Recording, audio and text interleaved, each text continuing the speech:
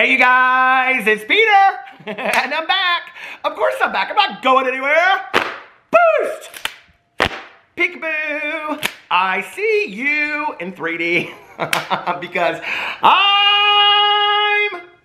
What? What am I? I'm YouTube famous now. Available in 1969. The album, the Dead album. Dad AF.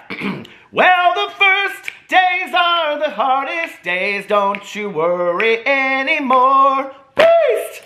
I saw this shirt in my closet and I hadn't worn it in a while and I thought, you know what? We're going to have a little bit of a Grateful Dead moment today because back in the day I used to listen to the Grateful Dead and I used to wiggle and squirm out there in the fields listening to the Dead.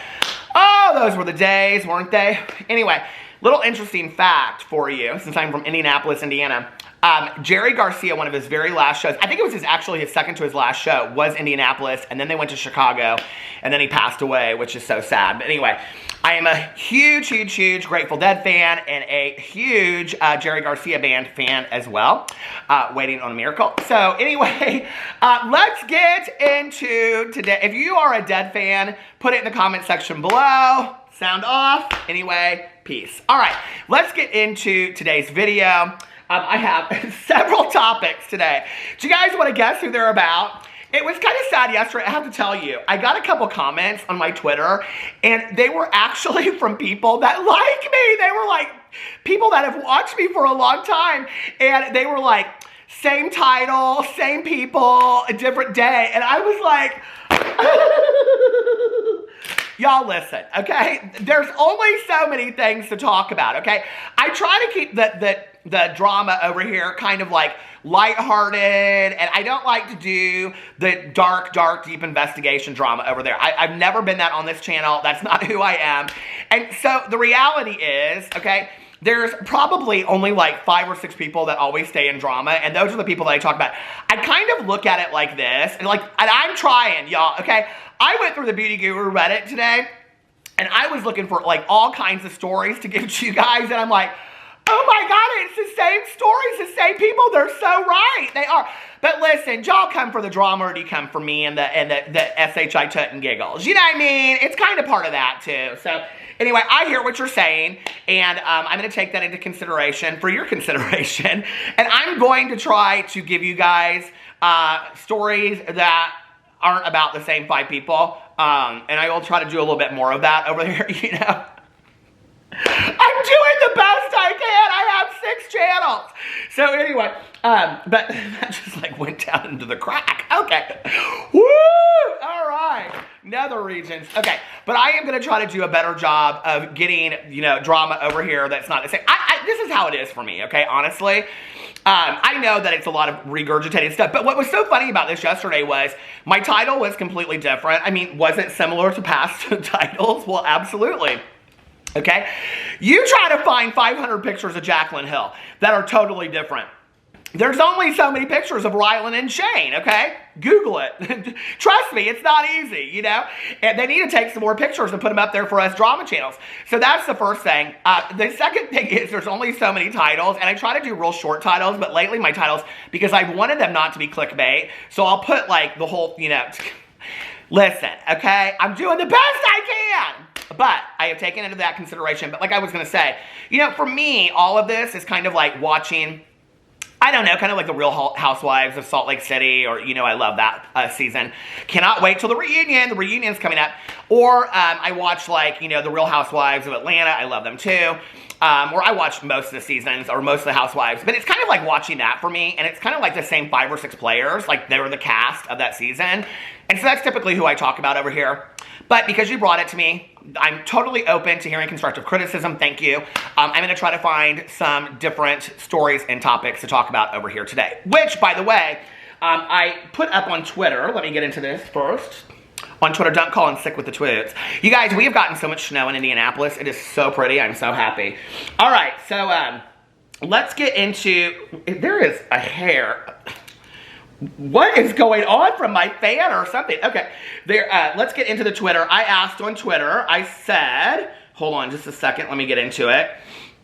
I said, about to film, what do you want my opinions on today? Because I wanted to kind of hear if like there were other things that you guys wanted me to talk about based on yesterday. So anyway, I got so many questions about the Britney Spears documentary that was on FX, and now it's on Hulu. I started watching it the other night. I'm about a third of the way through, so I don't really feel like I can give a conclusive, what do you call it? I don't know, response or criticism. People have asked me to review the documentary. I might do that on my review channel. I will talk about it over here once I've watched the whole thing. You know, I have watched the conservatorship of Britney Spears since its inception, and I don't really, to be honest with you, understand a lot of it. It's very confusing to me. It's very, very sad.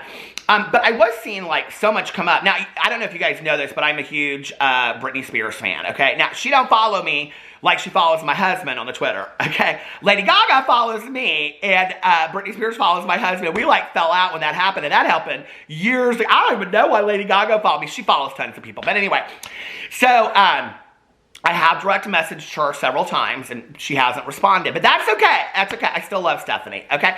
But anyway, so, you know, I have been a huge Britney Spears fan for years. I don't know if you know this, but I got to dance on stage with Britney Spears. One of my husband's very, very dear friends was actually a hairstylist and makeup person, like her hairstylist and makeup person, Britney's, for 2 world tours. I've seen her in concert three times, I think. And we got to dance on stage one time too. I wanna go, and I will put a picture up here somewhere of that. I'm all the way to the right. You can see my husband. He's going like this. They told us that we should just jump in place like this to her. And my husband thought he was gonna get discovered because he's a trained dancer. And so he thought that he was gonna be discovered on the Britney Spears tour. And she was gonna look at him and be like, you need to come with me. And he was gonna be like, see ya, Indiana. But no, that didn't happen. So I'm over there, and we went with our friend, and she has blonde hair, and she was with us too, so you can see the 3 of us over to the right-hand side. It was a very, very cool moment. Got a whole, I have to say, I say often I've never signed an NDA.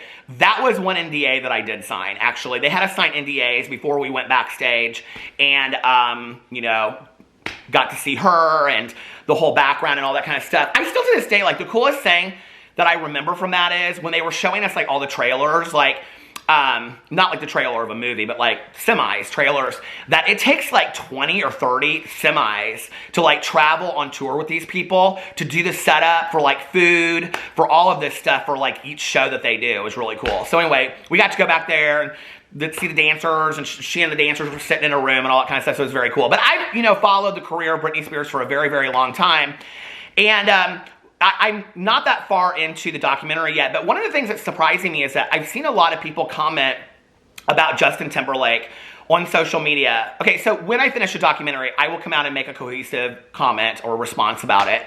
I think it's very, very sad what is going on. It breaks my heart. So hashtag free Britney. You know, and I think that it's just... One of the most powerful statements in the documentary so far to me is that this would never happen to a man in the United States. And you know, I think it's a really, really profound and important statement that the misogyny built in to, you know, just the United States is crazy, right? Like, that this would never happen in the justice system to a man. And it wouldn't. I mean, can you think about a man on Britney Spears' level? And I'm not saying that she doesn't need to get help. I'm not saying that she doesn't, you know, that. But, like, this is ridiculous at this point. I mean, I think it's like 12-year conservatorship at this point. Can you imagine, like, a man on the level of fame and just wealth of Britney Spears having, like, his mother be over his conservatorship? It just wouldn't happen, you know? So it's very sad to me. But one of the things that's interesting to me, and I did talk about this in my vlog, is that so many people are talking about the Justin Timberlake thing and how cruel he was to, you know, to Britney Spears and stuff like that. And I'm like, how old were y'all when this happened? Because we were thinking this when, I mean, they've been broken up for a long time, right? And I remember when Justin Timberlake put that video out. I can't get it out of my head now because na na na na na na na na na. I've never been a huge Justin Timberlake fan. I think he's an attractive guy. But he's not my favorite in the entire world, and I always thought he did Britney wrong. But anyway, you know, like, I remember when that interview came out that they show in the documentary. It's like, this is not new stuff. So it's interesting to me that a lot of people are like, talking now about how bad Justin Timberlake was. He did this to her like 15 years ago, you know, like this is nothing new. And it's very, very sad, you know, and I really think that it's important in watching this to realize, I think, the treatment of not just celebrities, but of specifically women in the public eye. And the whole thing makes me very sad. So I have to tell you, it's uncomfortable to me to watch. And that's why I stopped it and said I was going to finish the rest of it. So I'll probably finish the rest of it tonight, and I can give you my commentary on that tomorrow. But so many people asked me to talk about the Britney Spears thing. And no, this is not part of my intro. This is part of my video, okay? I know y'all are like, well, this has nothing to do with Nikita. You wanted me to talk about other people. Okay, here I am. I'm talking about other people, so... All right, so someone said, do you think it's right that the woman who used the Gorilla Glue as hairspray is suing the company? I mean, you know what? In the United States, talking about the legal system, you can sue whoever you want. Have at it, okay? I haven't really followed this whole story. I don't know much about it. I think she cut her ponytail off or something. I don't know. I don't know anything about that case, quite frankly. I'm confused by the whole thing. So let's go on with this and see. Oh, hold on a second. Let me see if her name is on here. The Muskogee starseed Rebecca. Rebecca, it's her birthday today. Happy birthday to you. Cha-cha-cha. Happy birthday to you, Rebecca. Okay, Zach said about Ryland's nudes leaking. Do you think he leaked them himself so he had something to talk about on his podcast? I actually have that on my list of things to talk about, so we're going to talk about that in just a second. Okay, let's see. Other things. A good cozy book or drink. Well, I think always a good cozy drink would be the unicorn hot chocolate that I reviewed on my review drink yesterday. No, I think, okay, if you ever want like a really good drink, the butter beer secret menu drink from Starbucks that I reviewed on my channel is great. Also, the Harry Potter apple juice or something juice, the Harry Potter juice. I did it around the holiday to Christmas season. Is probably one of my favorite cozy drinks ever. It's kind of a mix between like apple juice, apple cider, and like hot chocolate. A cozy book, well, I mean, it's not so cozy, but The Project by Courtney Summers that I am reading this month, this February, for Peter's Book Club. So if you don't know, I have a true crime book club, which we're reading Hell in the Heartland by Jax Miller. Hey, Jax, how are you? And she is so active on social media. I love it. And then for Peter's Book Club, which is my other book club that I have just for myself, not with my good Judy Mel. Mel and I run a true crime book club together. Hey, Mel, how you doing? Hope you're perking. How you perking? Hope you're perking good. That's B. Lucille. Okay, I'm just gonna say something about B. Lucille real quick. So y'all know B. Lucille, the tarot card reader? Okay, B. Lucille did this reading the other night of aliens, okay? Now, I want to know, B, is this, okay? She even I was like watching it, and she said, like Peter Monn said, who'd care? I was like, oh my God, I love B so much. I'm going to link B's channel below. Y'all go give B some love. I'll tell you, she's like, you talk about the asthma community, you know, the ASMR, the asthma community. B is like my asthma community, okay? I can watch her, and I am just like immediately calm. Like, I love her voice. She is so funny. She is so interactive with people. I just love her. She is so fantastic. You know when you meet somebody and they just have like the best energy in the entire world and you're like, I want that person to be my best friend? I felt that 23 years ago with my best friend Tanya, and I feel like that with, I don't know why I'm getting choked up over B, but I feel like that when I watch B. And I just am blown away. She just is just such positive energy around her. But she did this reading the other night, and I'm not happy about it, about aliens. Now, I want to know, okay, if aliens really are, if we're going to ever find out. She said something about she's going to do another video. You need to do another video about aliens because I need to know if they're ever going to disclose and come out and tell us what the truth is. I already knew the government's been working with aliens. I already knew that Roswell was true. Hell, girl, I could have told you all that, okay? I watched that guy, that laser guy's video. She's talking about him in her reading and all this kind of stuff. So now I've been having dreams about aliens for the last 3 nights since I watched this. 2 nights since I watched this. The last 2 nights I've had dreams about. Last night I had one that I was stopped in the road and I looked up and there was a UFO just sitting there right there hanging out, wanting to say howdy, how you doing? I always talk about that Coast to Coast AM. Y'all know that show? I love that show so much. But my favorite is the Wild Card Hotline, you know? When people call in and they're like, Darlene from Oklahoma City, how you doing? What's your topic? Well, how you doing there? Now, listen, my name's Darlene, and I work at the local speedway, you know, and we're actually not in Oklahoma City. We're actually in a small town on the outside. It's called Olive Oil. Now, in Olive Oil, Oklahoma, you know, it's real small. And so anyway, now, my husband, Eugene, and I, we live next to a cornfield. Now, I came home the other night, and, you know, I was sitting there after the speedway. I get off, and I work second. So I got off at 11. My husband, he was inside with his friend. They were watching, you know, a football game and things like that. And I went in there and made me a bologna sandwich and had me a natty light. And I was sitting down on the back porch, you know. And I was sitting there, and I was talking to my good friend, Sally Jo, up on the phone. You know, Sally Jo, she works first shift at the Speedway. I work second shift. We used to work the same shift, but then they split us up. But anyway, I was sitting there, and I said, Sally Jo, I just saw something land in the backyard. And she said, well, what do you think it was? You think it was one of them new Cadillacs? And I said, oh, Sally Jo, you're so funny. No, it was a saucer. I saw it. And right then, you know, the 6-foot alien, he was about I think he was about 6'7", 6'8". He came out of that cornfield, and he had one of them big, you know, those tall cowboy hats on. He looked at me and he said, howdy, Darlene, how are you doing? You want to come away with me? And I thought, well, hell, get me out of this town of Olive Oil, Oklahoma. I'll go with you anywhere. And then I rode up for a while on the saucer, you know, and then they dropped me back off here to my bologna sandwich, and it was like no time had gone by. And I took me a sip of that natty light, and my life's never been the same. That's what I think about aliens, okay? But I do truly believe that all cats are aliens. So anyway, I digress. But thank you, B, for putting that into my mind for the last 2 days. Aliens are probably one of my biggest topics that I want to know. Do they truly exist before I die? And I have a feeling I'll never find that out. Okay, because I am so obsessed with alien stuff. But my book for the book club is, this month, is The Project by Courtney Summers. Ah! Ah! This book is putting me through it. So she and I have been messaging a lot, okay? And I love Courtney Summers, and she is so fantastic, and she is so active in her own marketing of her book and talking about her book, and she's so proud of it, and I love that. I love anybody that is proud of their own craft and what they put out there, okay? And she's so open to criticism. And I told her, I messaged her the other day, and I said, it is your fault that I stayed up all night long. And she's like, oh my God, I was so worried because I thought you weren't going to like the book. And I thought, well, hell, I was worried too because I thought I might not like the book, and how am I going to come out now? And I said, I was your biggest fan, and I don't like this book. But it is fantastic, and if you guys are thinking about joining Peter's book club, this is the month to start it with The Project by Courtney Summers. So, okay. Woo! Let's get into, is there any other questions on here that people have for me? Let's see. Okay. I don't know anything. People are asking me to talk about Bobby Burns with Shane Dawson. I haven't looked into Bobby Burns in forever. I don't know. Somebody said, where do Trisha Paytas and James Charles go from here? Now that Jeffree Star and Shane are finally getting exposed, that doesn't exonerate either of them from their highly problematic past.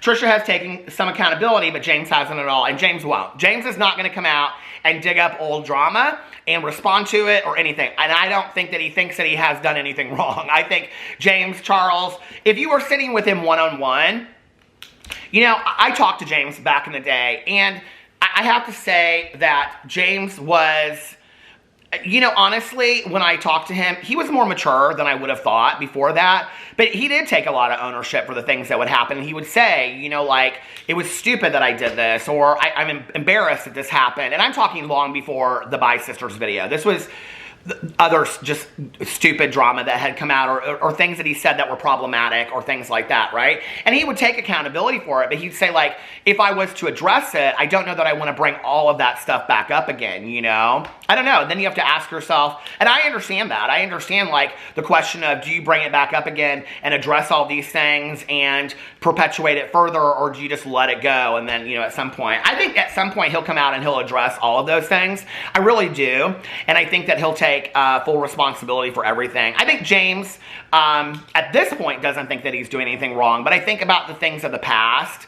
You know, James is smarter than I think people give him credit for. And I think, honestly, this is not me giving him a pass, and I have, you know, and I've said this before about Tana Mojo and whatever, but it's like, I mean, to some degree, you guys, they did grow up online, and I don't know, like, my opinion hasn't changed about Tana Mojo. I just wish they had better adults around them, leading them in the right direction, and saying, like, this isn't right, whatever. You know, and I think it's one thing, like, for the D'Amelios to look at, is maybe not just look at James Charles as a mentor, but also look at where he's made mistakes, and say, these are things we don't want to do going forward. you know, and then maybe really running things by an adult mentor, not just their parents that will say, but like an adult PR person that is very well versed in this stuff to say, don't do this, don't do that, do this, don't do that, whatever, you know? Because I do think that if people want to put out drama to kind of stir things up, there's some drama that you can put out there that's lighthearted drama or whatever. You know, and then there's drama that it's going to be like, ooh, this is not going to work to your best interest to drive traffic to you, you know? And I think at some point, a lot of these influencers either don't care or they don't know the difference. So that's what I have to say about that. Okay, let's see. Oh, there's not tons of, okay. So there wasn't tons of people saying things.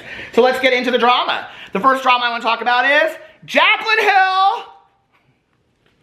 Hill and her huge announcement. Here, I'm going to play it for you right now. Okay, you guys, I have super exciting news. I'm trying to like get in a good lighting so you can see. Ow, mother of...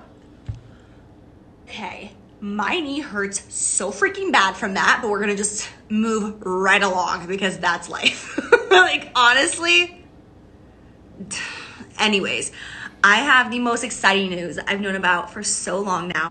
I've been dying to tell you, and you know that I want to tell you guys everything the second I find out, but you can't because everything has to be so like hush hush and behind the scenes, and you know there's contracts and paperwork and all that. But I am finally able to tell you guys, and I literally just found this out like 10 minutes ago, and I was like, I'm doing it now! But I'm finally able to announce something so exciting. It's happening next month.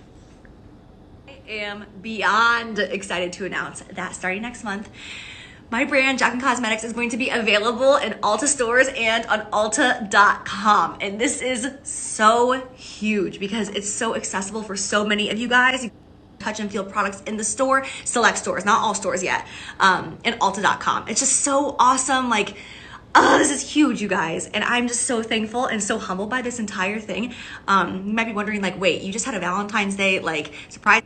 You haven't launched anything in a year, but Ulta has seen my entire build out in my pipeline, and they are loving what we're creating and the products to come, so they have approved it. And so I will be launching with them next month. I just told my subscribers I'm going into Ulta next month. Hey, yo, let's go! Baby! Ulta! So Jaclyn has come out and she has confirmed that her products from Jaclyn Cosmetics, is that what it's called? Yes, Jaclyn Cosmetics will be available at your local Ulta store, which I think is very, very interesting. A lot of people are criticizing Jaclyn for this, or criticizing Ulta, I guess, and they're saying, you know, it's interesting that Jaclyn has literally never had a smooth launch whatsoever, but yet they put her products in Ulta. Why do you think that is? And people were saying, you know, there are other brands that have been dying to get into Ulta or Sephora and can't, but she gets her products in Ulta. Why do you think that is? They know it's a moneymaker. They know they're going to make tons and tons of money off Jaclyn Hill. It's business. It's business! I'm not saying it's right. I'm saying it's business, okay? And these people are in the business to make money, all right? I think that this is where, as a consumer, if you have issues with this, you have a right to take that up with Ulta. You can say, this is what I have to say about this. This is where I'm going to set my limits and my boundaries, you know?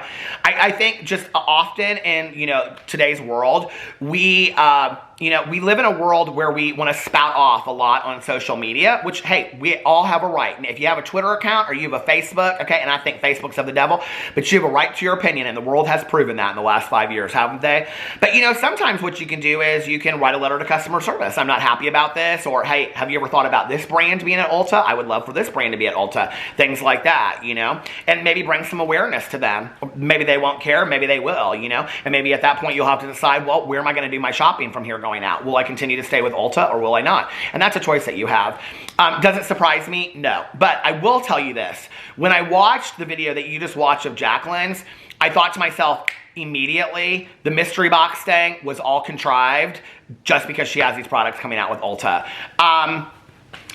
It seems so weird to me now, and I'm just allegedly in my conspiracy speculation, okay?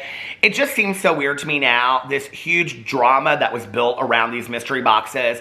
And, you know, even when I was reading comments the other day about Jaclyn and the mystery boxes, even her fans were saying, I was just disappointed because I couldn't get these things and I collect all of your things. I mean, we're talking about people that collect these makeup items, right? And I couldn't get these as a collector's item, so I was really, really upset. But I still love you, Jaclyn, and I'll still support support you. So it's not like these people are leaving Jaclyn Hill, right? I thought that was really, really interesting. And this would be a good example of drama that you put out there to drive traffic to yourself that doesn't cause you a lot of harm. Are people upset with Jaclyn over the launch? Yes. Are people saying that the whole thing was screwed up from the beginning? Yes. Did Jaclyn come out and say that she was going to meet with her team to have a better way of putting things? Yes. Do I think that Jaclyn will come out down the road and say how that's going to happen? No, I don't. Just like she didn't address, still to this day, the labs or the $100,000 or the people that she hired to go in and check the labs that she was using, which we still haven't really heard anything about to this day, right? Out of sight, out of mind. Do I think that she ordered a limited amount of boxes and maybe thought nobody would buy it? Well, here's my question about that now in retrospect. You didn't think anybody was going to buy your mystery boxes, but you knew that Ulta was going to carry your brand. I mean, that's kind of a dichotomy, right? Of thinking like, if Ulta was willing to invest in you and say they had seen your whole line and they believed in it, then why wouldn't your fans invest in you? So I'm not believing that, and Jaclyn knew that Ulta was going to invest in her. I'm not buying now that Jaclyn didn't believe that people were going to buy her mystery boxes, okay? So, like, I've said this before and I'll say it again. I would really be interested to know exactly how many boxes she ordered. And I think the consumer should ask that as well. If it's 2,000 to 10,000, then yes, this was this was done to perpetuate drama and talk about it. Because what it did was it got more people interested in Jaclyn's products. It made it look, okay, all smoke and mirrors, possibly, that, allegedly, that all of these people, millions of people are interested in Jaclyn's products and couldn't get them because they sold out that quick. But she said she ordered thousands. How many? 5,000? 6,000? 250,000? 900,000? Like, how many mystery boxes did you sell out for them to go out before the website was even up or 3 minutes in? Like, that is very, very interesting to me. And unless she comes out and she says exactly how many mystery boxes she released, which she won't, because I do believe it was such a low number. I do believe it was like 10,000. I really do. And I think that there was some level of driving this traffic to her new products that are coming out. And I think that was really the plan all along, How do we redeem ourselves in the public's eye so that everybody wants to go to Ulta and buy these products? And how do we not look bad? Do I think the mystery boxes were always an idea? Sure, I do, right? But she talked about how she was so excited about that box. It was literally a box, okay? You could sit down with a graphic designer and you could come up with that box in maybe an hour and they could put it together and you could have it in less than a week, okay? It's not like she'd been working on those boxes for 2 years, like she said. A lot of people are getting the products. They're getting them very quickly. They're loving them. I don't know. There's something off to me about this mystery box thing that my gut tells me there's more to it than just they sold out that quickly. You know what I mean? So that's the Jaclyn Hill thing. Let me know what you think about that in the comment section below. Guess what? My battery died. Okay. I'm getting merch that says my battery died. All right, the next thing I wanted to talk about was this thread that I saw over on the Beauty Guru Chatter on Reddit, and that is a post titled, "Stop Giving Nikita Attention." And they're talking about Nikita Dragon. They also talk a lot in here about Jeffree Star, and I thought it was really, really interesting. This is something I hear about quite a bit when I'm reading posts and threads, is this idea of giving problematic influencers a lot of attention. And the person goes in here, the major post is really, really long, so I'm not going to read it. But basically they say that Nikita is somebody that just craves attention and craves being problematic, and that everything that she does is for attention and clout, yada, yada, yada. I would not disagree with that statement, okay? I think that Nikita has built her entire brand, and I'm not going to say that I don't believe that Nikita has any talent, because I do think that she's talented. I think she's beautiful. I think she's talented, and yes, I think she's extremely problematic.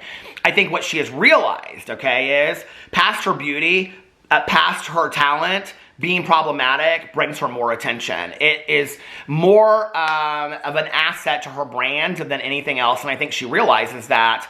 So I think she has built upon this whole idea of being problematic, and I really think that it goes back to Dramageddon 1 in all reality.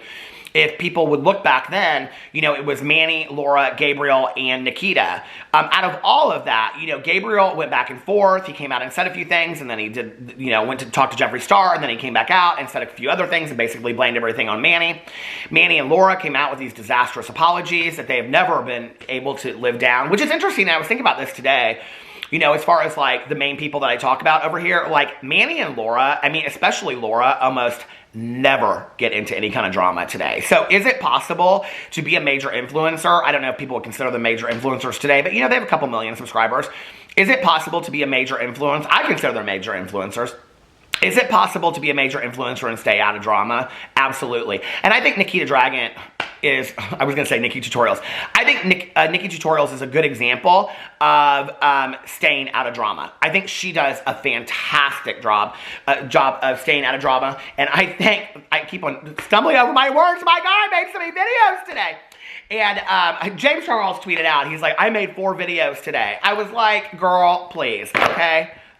Join the world of drama channeling, okay? I mean, Adam McIntyre has probably made 16 videos today by the time I'm filming this one, you know? So anyway, but congratulations, James.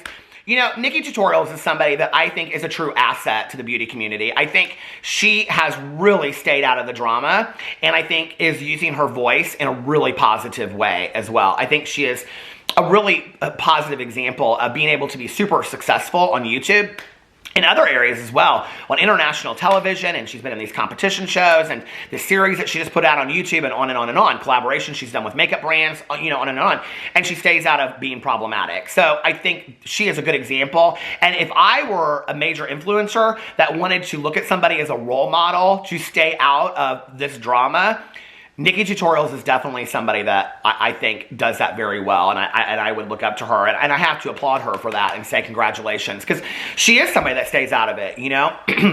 And I don't think she really wants to be part of the drama, and I think she wants to do makeup, and I think she's a good example of somebody that has proven you can continue to do reviews, you can continue to do looks, you can continue to do all this stuff, and you don't have to come up with these out of the crazy box ideas for videos and still be very successful, you know, and I respect her for that.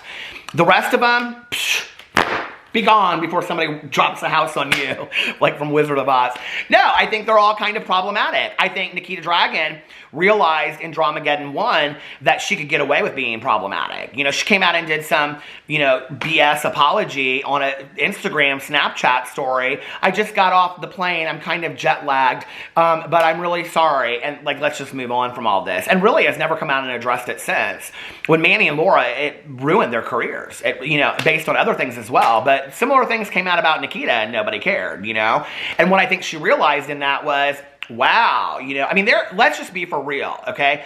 There are people on YouTube that are completely held to a different standard than other people in every community, okay? Not just the beauty influencer community, not just the mommy blogger community, not just the asthma community, in the drama community as well. You know, in every community, in the booktube community, in, I don't know, whatever community, your candle review company review, I mean, every community, there are people that are held to a different standard, and I don't necessarily think that's very fair, but I understand that, you know, there's not a lot that is fair in this world. So it just is what it is, you know, and I think that some people are held to a different standard because of what people get used to about them, you know? And I think really what it is that if you look at the situation, I think that the reason that Laura and Manny were just like lost their careers over this is because I think that people did expect something more from them than they did from Nikita, which is kind of sad, honestly, okay? Which I think is why, for me, it meant so much when Manny came out and said, my social blade might be in the red, or my, you know, social blade might be in the red, but my life, my personal life is in the green. And why I really love that was because in that moment,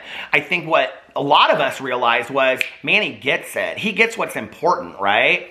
Where Nikita, she doesn't care. She's going to continue to put out problematic stuff, and she's going to continue to do it. The thing is, it's so saturated at this point. Like Nikita, what she basically says to her fans is, I do not care. Well, Nikita's 25 years old. When she's 35 years old and she keeps, you know, people will care. At 30 years old, I think people care now. I think she is, you know, starting to get into an age group that people are going to look at her and be like, this isn't funny, Nikita. Like, seriously? And she's going to start losing her audience. And if she doesn't have her audience, she ain't going to be sell those eggs, okay? And if she can't sell those eggs, I don't know what she's going to be doing as a TikToker of the world at 40. I'm just saying, right? So she needs to think about, these people don't think about their careers down the road. I hope they're saving a lot of money and not just spending it on cars and houses and that kind of stuff. You know what I mean? But anyway, I think that she realizes that being problematic gets her farther. And it's kind of sad, in all honesty, you know, like, I think that Manny and Laura, people looked at them as really good people. And so when all of that happened, they're like, well, I really like this person. They're a really good person.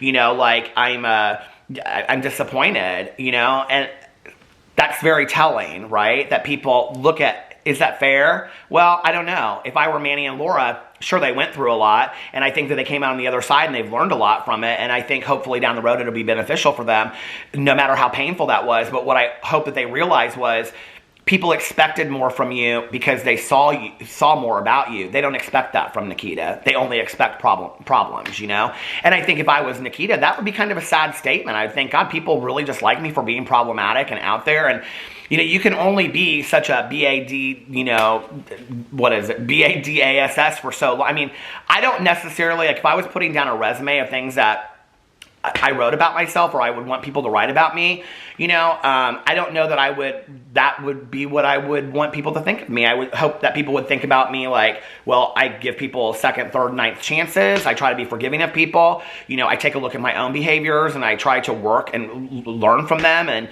you know, and when I fall down on my face, get back up and try to learn from that situation and realize who I was and who I want to be going forward. And, you know, I try to apply my recovery principles to my life and I try to be a nice person to other people. Like, those are the things that matter to me. I don't really care if anybody thinks that I'm a badass or not. You know what I mean? I just don't.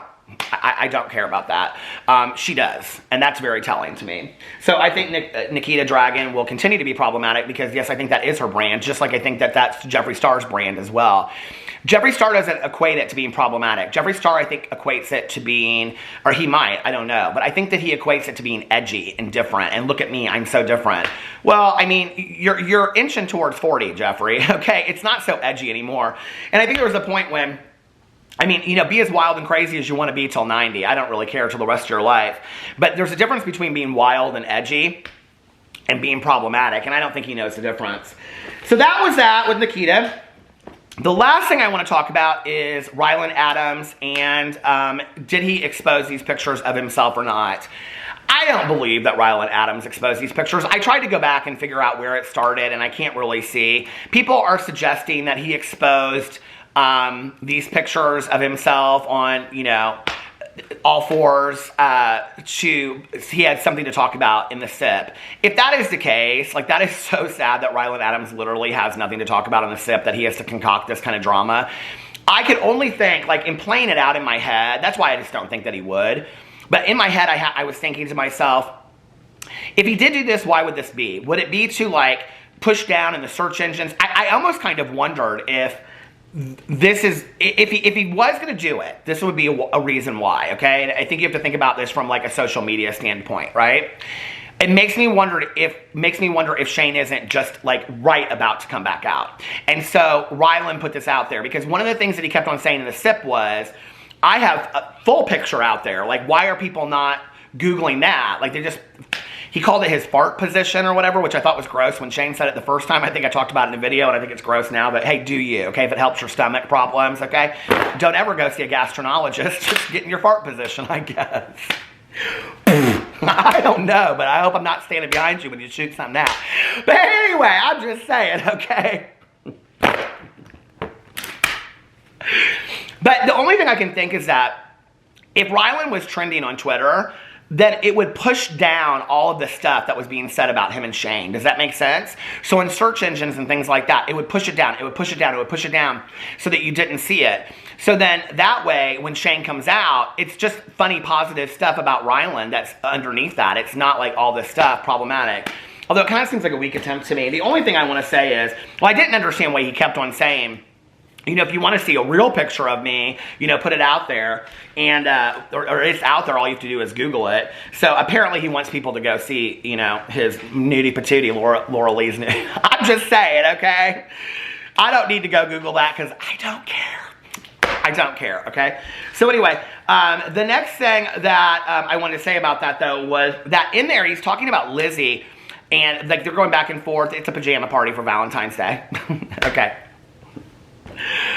You guys, you are making me listen to this. I only listen to it as far as I have to. And so I only listened to probably 10 minutes of it or 15. I don't know how long, 20 minutes. I fast forwarded it, pushed my little thing over. But anyway, they're talking about his socks and how he always wears these thin socks. And she said some people say stuff about it in the comments.